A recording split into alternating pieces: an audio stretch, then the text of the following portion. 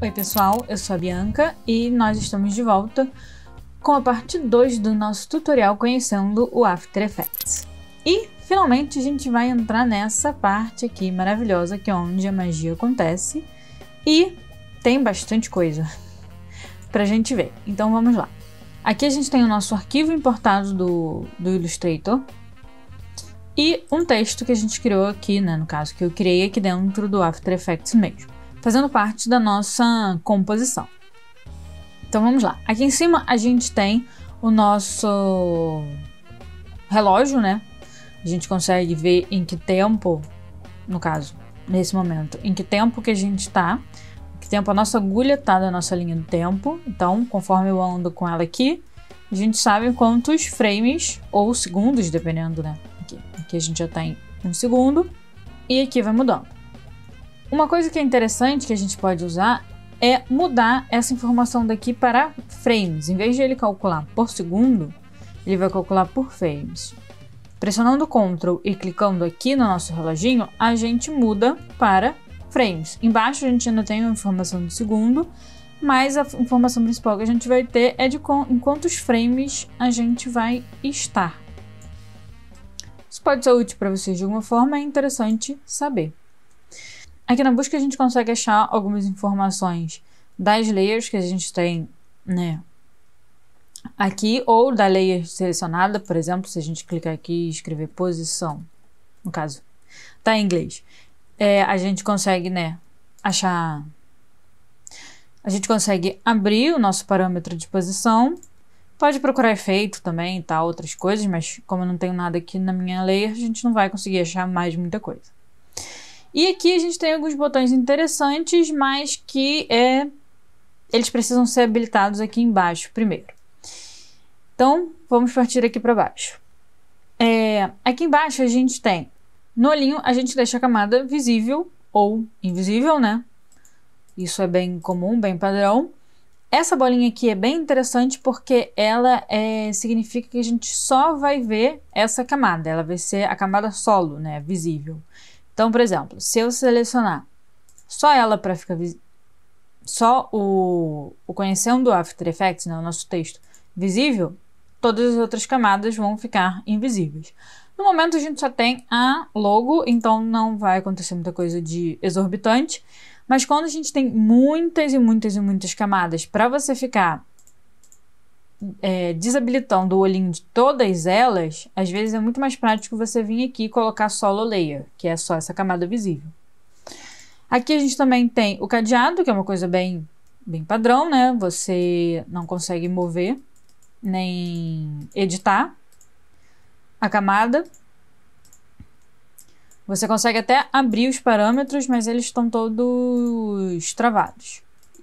Para você selecionar a layer também não é possível, o que também é bem útil e bem interessante quando a gente tem muitas camadas disponíveis. E para a gente não mover a camada aqui na tela também, né, na nossa composição aqui, fica bem mais fácil quando ela está travada. Esse bonequinho para mim parece um fantasminha, ele é o Shy, né? Acho que em tradução seria envergonhado. Mas ele também é bem interessante porque a gente consegue deixar a nossa camada invisível. Ela fica invisível aqui dentro da nossa timeline, mas ela não fica invisível na nossa composição. Bem, nada aconteceu, né? Eu cliquei aqui, o bonequinho abaixou, ele se escondeu, mas ele continua aqui aparente para mim e a nossa composição também aqui tá com todos os itens que a gente já tinha antes. Então, aqui em cima, a gente consegue habilitar o Shy e agora sim a minha camada desapareceu, a minha layer desapareceu. Mas ela continua aqui visível, o nosso texto continua aqui, a gente consegue editar ele, né, mexer nele, mas ele não tá mais aqui dentro a layer não tá mais visível aqui na nossa linha do tempo. Se a gente clicar de novo, né, desabilitar o Shy, ele fica visível novamente. Se a gente desabilitar aqui, mas habilitar o Shy, tá vendo como ele está azul? E a gente não tiver nenhuma layer selecionada aqui, nada acontece, mas no momento em que a gente habilitar uma nova layer para o Shy, ela desaparece daqui automaticamente. Essa estrelinha, ela funciona da seguinte forma. O After Effects, ele não é um programa que lê vetor. Ele é um programa de bitmaps, né? Ele lê bitmaps, como o Photoshop, enfim, entre outros. Então, quando a gente importa um vídeo ou uma imagem, ou até mesmo utiliza as ferramentas do próprio After Effects, essa ferramentinha que já está habilitada, a gente não consegue mexer, porque ele já está no formato certo. Mas se a gente importar uma imagem, por exemplo, a gente também não tem essa opção de habilitar essa estrelinha, porque ela já veio em bitmap, então tá tudo certo. Mas o que acontece quando a gente importa arquivos do Illustrator, por exemplo, ou qualquer outro arquivo vetorial? Se a gente escalonar essa minha logo aqui, ela, né, é um arquivo do Illustrator, e se a gente escalonar bem ela, olha como é que ela fica distorcida e meio pixelada. Então, quando a gente clica nessa opção de rasterizar, ela fica lisinha de novo. O After Effects, ele rasteriza, né, essa arte, esse vetor, né, essa informação, e você consegue ver todas as informações em pixels de novo. Então, você consegue aproveitar melhor esse arquivo que veio em vetor. Mas essa estrelinha, ela não serve só para isso. Ela também funciona quando a gente trabalha com o 3D. Mas mais para frente um pouco a gente chega lá, que eu já tô, né, caminhando. Essa outra linhazinha aqui, ela funciona quando a gente vai escalonar alguma coisa e a gente tem... Ele funciona melhor para arquivos de imagem, por exemplo. A gente tem essa imagem, essa foto nossa, e se a gente escalona ela funciona só para isso, para escalonar. O que acontece? Quando você escalona a imagem, o After Effects, ele cria novos pixels. Quando a gente escalona a imagem, o After Effects, ele cria novos pixels, né? Ele aumenta a quantidade de pixels, calculando de acordo com os pixels que ele já tem. Se a gente seleciona isso daqui, se a gente modifica esse tracinho, ele pode ficar em rascunho, que é esse bem bolotadinho, então ele fica bem mais pixelado. Ele pode ficar nesse padrão, que normalmente é o que aparece pra gente, e nessa forma aqui meio arredondada. A diferença disso é a forma que o After calcula esses pixels, né? A partir de quantos pixels ele calcula esse pixel novo. E aí, quando você trabalha com essa forma arredondada, ele calcula em cima de 4 vezes mais pixels do que ele calcula essa forma lisa. Então, você acaba tendo uma imagem um pouco mais definida. Se você reparar bem, aqui, por exemplo, no reflexo, né, do olho, ele aqui tá nessa forma retinha, e quando você clica aqui, ele é muito leve, ele fica um pouco mais nítido. Mas é uma coisa que não faz tanta diferença, a não ser que você esteja escalonando muita coisa e ele funcione melhor para imagem e para vídeo. Para gráfico, né, para formas e tal, não faz muita diferença, ou não funciona, e não funciona tão bem dependendo da forma que você criou a sua forma. Então deixa como está, e é isso. Esse FX é quando a gente adiciona algum efeito. A gente não tem nenhum efeito, então não tem como a gente mexer nessa parte. Aqui a gente habilita o Motion Blur, né, que seria, não sei, um borrão de movimento, e ele funciona quando a gente trabalha com os parâmetros de posição. A gente vai chegar lá também. E aqui funciona quando a gente tem alguma layer de ajuste. E aqui é o 3D, a gente vai para uma nova composição, né, para a segunda composição, para a gente ver como o 3D funciona. Aqui nessa segunda composição, a gente tá com nossos, né, quadradinhos do 3D habilitado.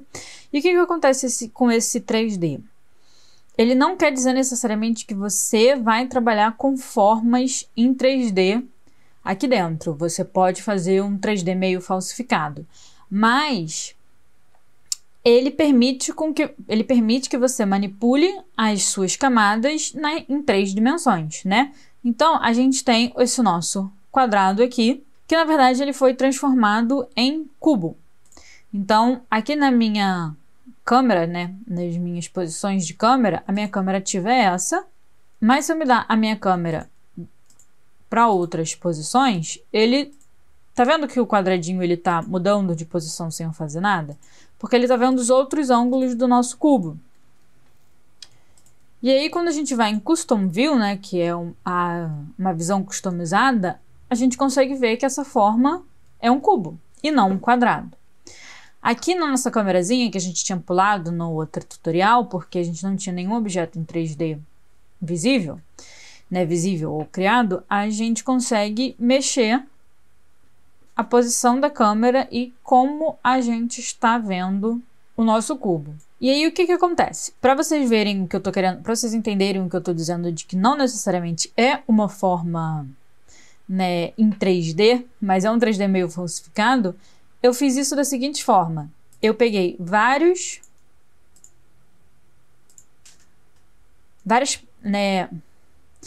formas em 2D e aí fui montando o meu cubo, dobrando, né, virando as formas, como a gente faz cubo de papel, que a gente vai dobrando a folha até formar um cubo. É mais ou menos dessa maneira que a gente faz um 3D falsificado aqui dentro do After. Bem, e aí o que acontece? A gente tem essa forma 3D, a gente consegue mover, né, a nossa câmera para a gente conseguir visualizar de mais de um ângulo. A gente também consegue usar aqui. É interessante para a gente usar aqui essa opção de vários layouts, porque, por exemplo, aqui a gente consegue ver em cima, na lateral e embaixo. Aqui não faz diferença porque a gente tem todas as camadas da mesma cor. Deixa eu mudar aqui a cor do nosso cubo.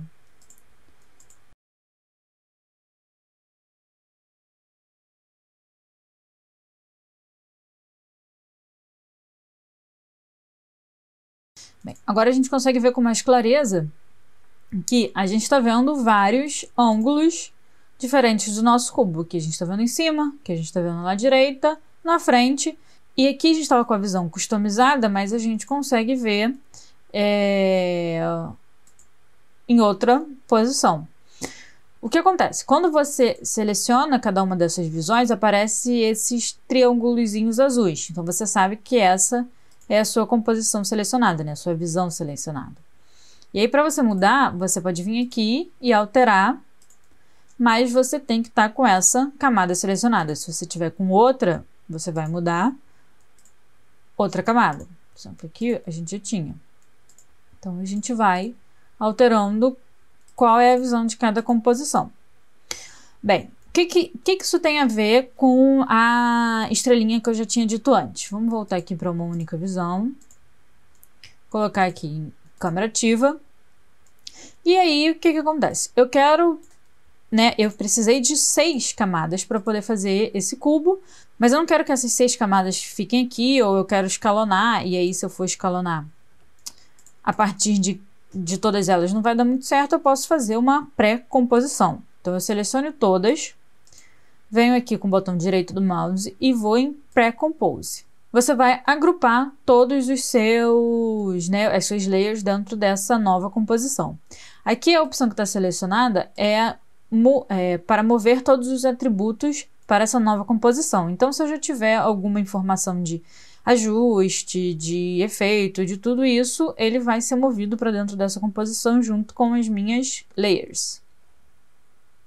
Clicando OK, a gente tem a nossa nova composição.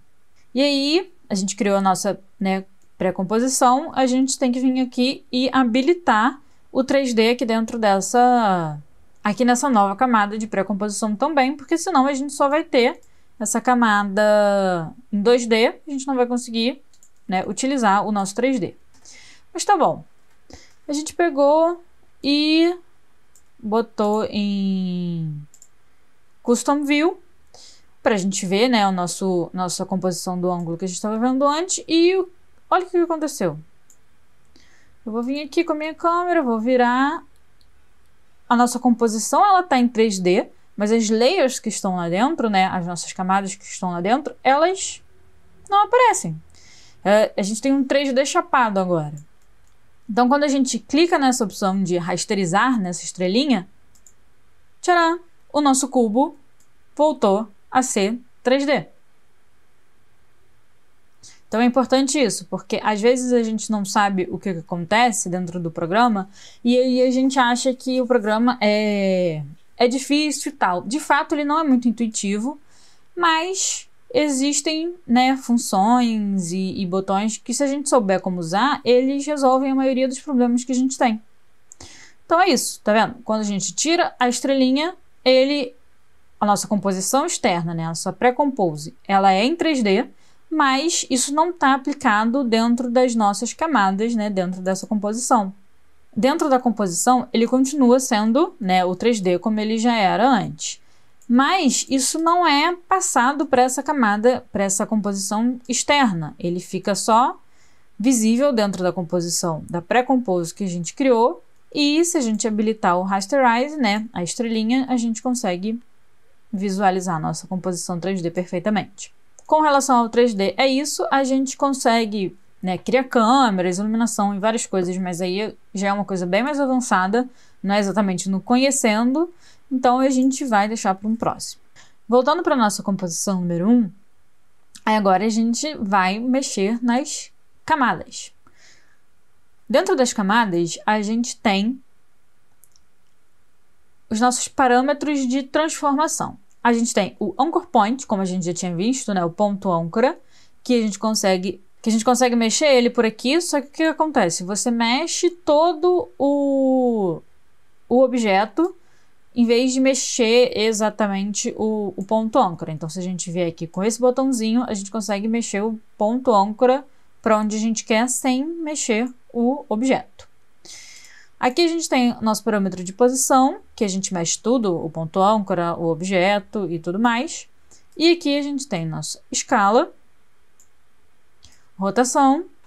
Como eu já tinha dito, a rotação ela funciona a partir da nossa... A rotação e a escala funcionam a partir do nosso ponto âncora. Então, se a gente vier aqui e trouxer o nosso ponto âncora para cá, a rotação ela vai acontecer a partir dali. E a escala também. Se você quiser fazer uma animação de escala, ela vai funcionar a partir daqui desse ponto âncora. Se a gente botar ele aqui no meio de novo, vai escalonar a partir do meio. E aqui vem a opacidade, né? Que vai deixando tudo mais transparente.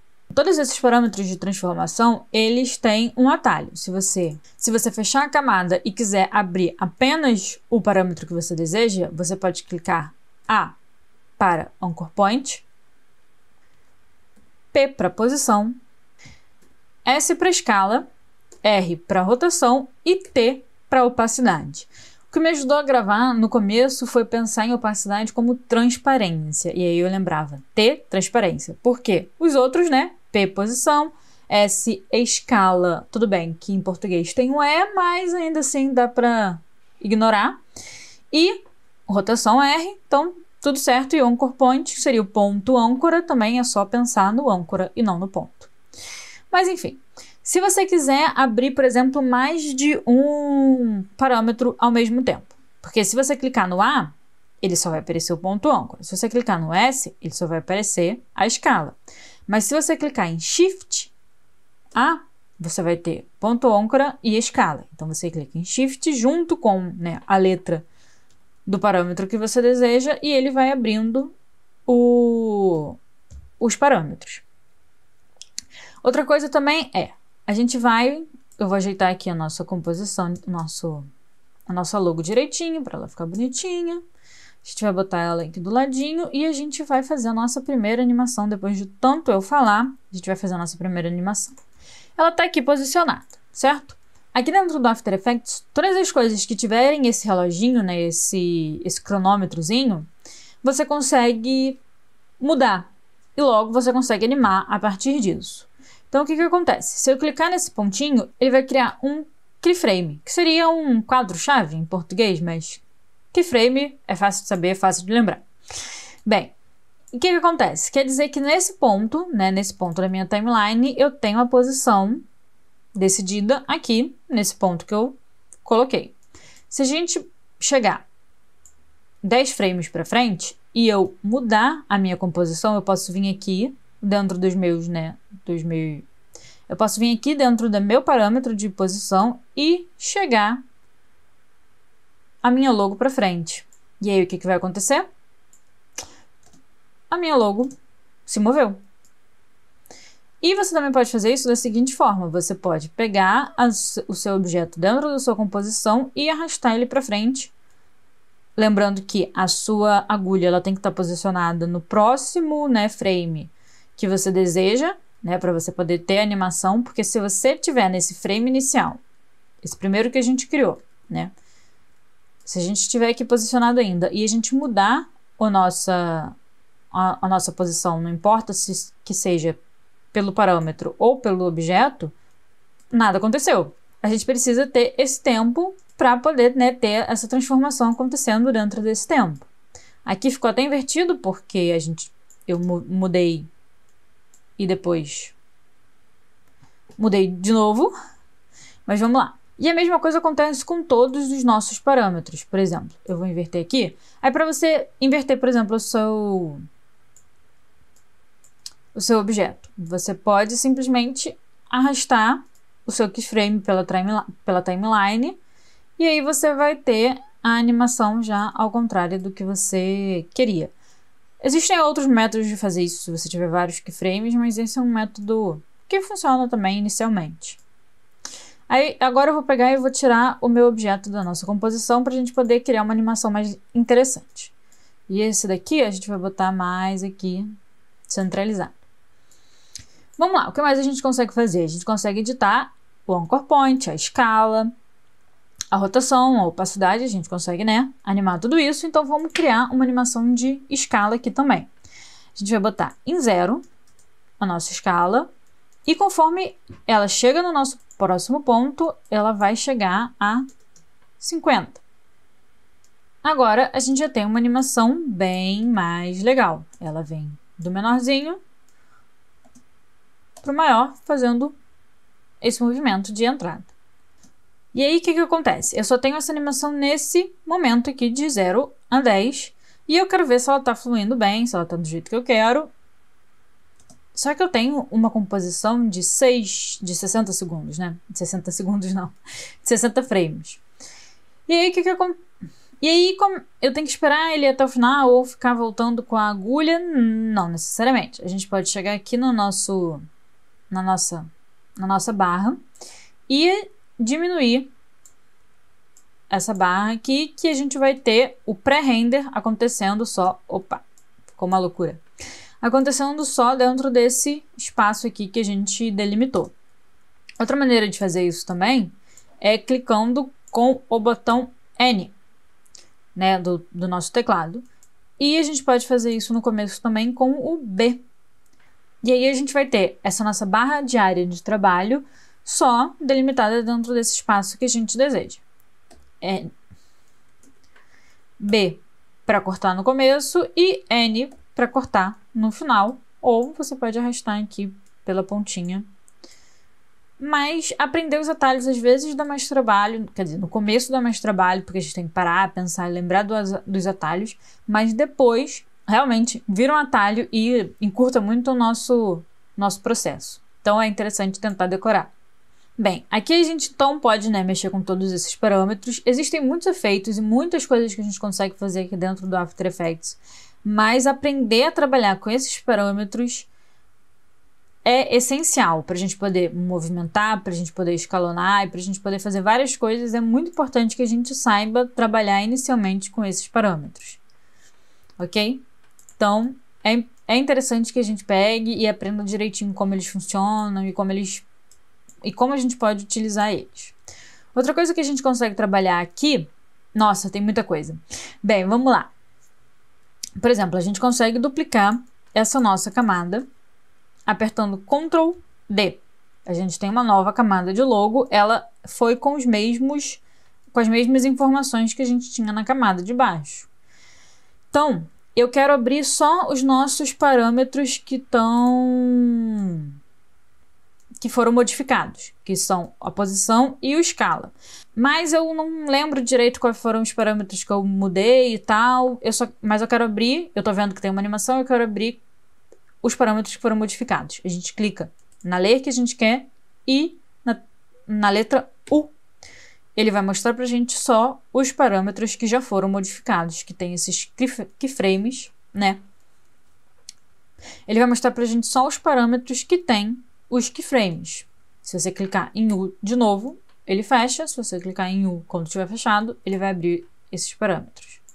E aí, agora a gente quer que o nosso texto, por exemplo, ele só apareça a partir do momento em que a logo termina de entrar. A gente pode simplesmente criar o nosso texto a partir do 10º frame. Então, a gente pode arrastar a nossa layer, a nossa camada, para o posicionamento da nossa agulha. Então, a gente vai ter a nossa animação de entrada e conhecendo o After Effects vai aparecer a partir desse momento. Sim, a gente pode fazer isso, né, mexendo com o parâmetro de opacidade, a gente deixa ele zerado e aí mais para frente a gente deixa ele em 100, mas a gente pode simplesmente fazer dessa maneira de fazer com que ele apareça em tela. Aqui ficou zerado. O que funciona também em algumas animações. Ou, em vez de você arrastar a sua layer para a posição da sua agulha, você pode apertar a tecla de abrir colchete, que ele se posiciona onde a sua layer está. Ou Alt mais colchete, que você vai cortar a sua layer a partir desse momento. Então, a layer ela vai ser cortada até onde a sua agulha foi posicionada. Isso acontece também se você quiser criar um final para sua layer. Porque ela pode ir até o final da sua composição, ou você quer que ela só dure até 30 segundos e desapareça. A gente pode arrastar aqui, e aí ela desapareceu. A gente pode cortar ela, e aí ela vai desaparecer quando acabarem os 30 frames. Mas, se você vier com essa opção de posicionar a sua composição só com o fecha colchetes, onde está a sua agulha, toda a sua composição ele vai mover. Então, o que acontece? Se você usa só o colchete para posicionar a sua layer, tanto para abrir, né, para iniciar, ou fecha colchetes para finalizar, ele vai mover toda a sua layer, todo o tamanho que a sua layer tem para a posição em que a agulha está. Se a gente clicar em Alt mais fecha colchetes, a gente vai ter a composição, a gente vai ter a layer cortada, e aí você só vai ter realmente esse tamanho de layer aqui disponível para você dentro do programa, mas você ainda consegue editar ela aumentando ou diminuindo. Aqui a gente também tem os nossos parentes. Essa minhoquinha, ela funciona da seguinte forma. A gente chegou aqui e animou a nossa logo, né? Ela vem escalonando e entrando dentro da nossa composição. Se a gente pegar e arrastar essa minhoquinha do texto, né, para logo, olha o que vai acontecer. O nosso texto, ele vai seguir as mesmas informações que foram ditadas para a nossa logo. Então, a gente não precisou animar o texto, a gente só precisou, né, linkar o PicWhip, que é essa minhoquinha do nosso texto, para a nossa logo. Tá vendo o que mudou? Aqui ele estava em nenhum, né, none. A gente pode fazer isso tanto por aqui, pela cobrinha, tanto por aqui. A gente vem aqui e vai em nova logo.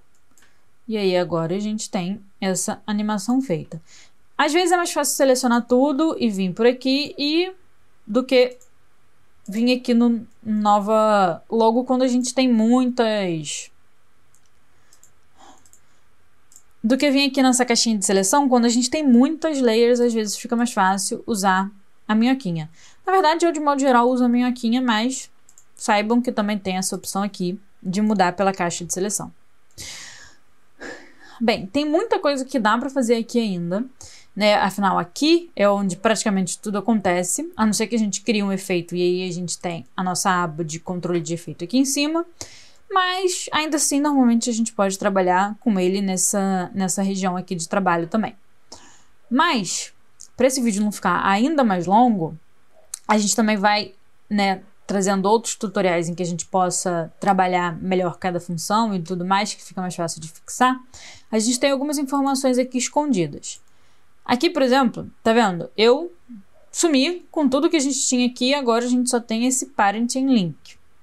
Se eu clicar nesse primeiro expansor daqui, a gente consegue ver o Shy, a estrelinha, os efeitos, o Motion Blur, o 3D. Se a gente clicar nesse segundo, a gente já deixa visível essas opções do Blend Mode, que são os modos de mesclagem. Como tem no Photoshop, no Illustrator, que a gente consegue adicionar o Multiply e tudo mais, aqui não está visível a camada, não fez muita diferença. Mas enfim, só para saber que dá, aqui a gente tem essa opção. Aqui em Track Match, né, essa opção aqui, a gente consegue fazer algumas coisas tipo máscaras, né? A gente pode chamar assim, por exemplo, eu vou criar uma forma aqui em cima da nossa logo e ela é uma forma, né, branca e tal. Se a gente vir aqui e colocar essa opção de Alpha Invert, o que vai acontecer? Quando a nossa logo ela estiver atrás dessa máscara, dessa forma, ela não vai aparecer. Se eu clicar em Alpha Matte, estava em Alpha Invert Matte, agora a gente vai estar em Alpha Matte. Ele vai aparecer só quando a gente estiver dentro dessa caixa, dessa seleção, tá vendo? A caixa tá aqui. Quando ele sair de trás da caixa, a nossa logo simplesmente não vai aparecer mais na nossa composição. Então a gente consegue criar algumas máscaras com essa opção também. A gente também consegue criar máscara com as formas e com a Pen Tool, como eu mostrei na parte 1, né, desse tutorial, mas essa maneira também é interessante para a gente criar algumas máscaras e tornar a nossa animação ainda mais interessante. Aqui a gente tem algumas informações da nossa composição. Quando ela começa, quando ela termina, a duração, o comprimento dela, né, mais ou menos. E aí, se a gente vier aqui, por exemplo, a gente consegue diminuir o tamanho da nossa composição, mas prestem atenção. Eu vou abrir aqui, lembra que aqui tinha eu vou abrir aqui os parâmetros que foram, né, modificados.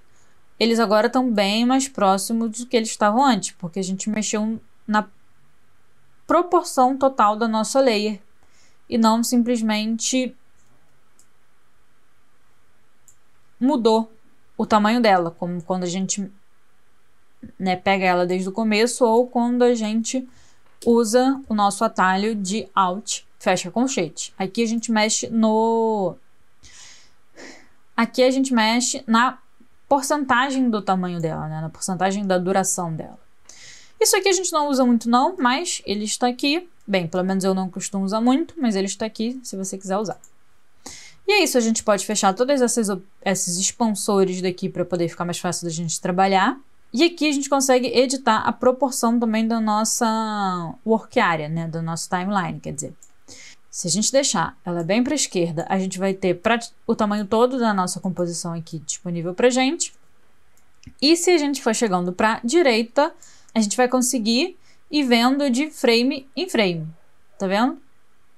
Bem, é isso, eu acho que a gente conseguiu ver bastante coisas que a gente consegue fazer aqui embaixo. Faltou algumas coisas sim, por exemplo, aqui a gente consegue ver o gráfico. Eu não falei sobre esse botão aqui porque é um botão que mexe com muita coisa e muitas outras funções, então a gente vê ele em um outro tutorial. Mas é isso, faltou bastante coisa, com certeza, não tem como a gente falar tudo num tutorial, porque senão simplesmente não vai ter fim, porque são muitas funções que o After Effects tem, mas a gente conhecendo as básicas já facilita muito a nossa vida, pra gente não ficar se perdendo ou se atrasando em coisas que são simples e simplesmente, como não são intuitivas, a gente não sabia. Bem, se vocês estão gostando desses tutoriais sobre After Effects, deixa aqui nos comentários, eu vou trazer uns bem mais curtinhos a partir de agora, falando sobre coisas mais pontuais, mas eu acho que era importante a gente dar uma passada geral na nossa interface para saber, né, o básico, e aí a partir de agora a gente vai aprendendo a fazer coisas como Lower Third, animação de logo, enfim. Por hoje é só, e amanhã a gente volta com mais. Tchau!